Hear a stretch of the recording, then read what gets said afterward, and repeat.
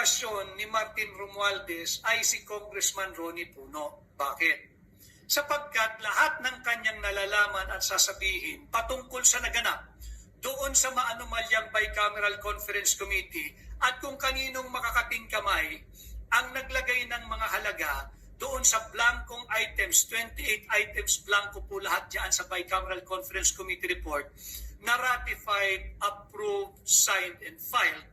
Yun po ang dapat managot. Hindi po si Ronnie Puno ang authority para linisin, iiwas, absueltuhin si Martin Romualdez. Bakit? Hindi pa po siya congressman noon. Hindi po siya bahagi ng 19th Congress. Bahagi lamang po siya nung bagong kongreso, yung 28th Congress.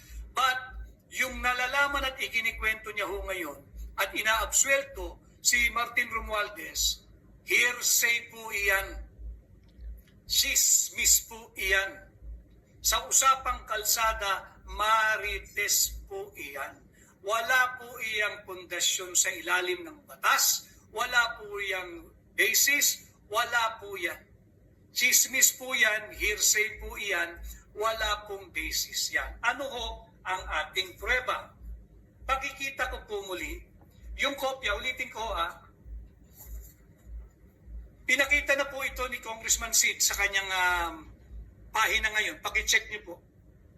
Ito po yung papalato, yung cover page nung Bicameral Conference Committee report. Pirmado po ito. Pirmado.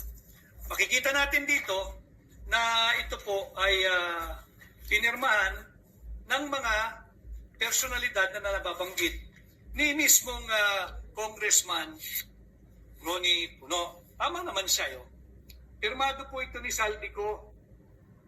Pirmado po ito ni Grace Po. No?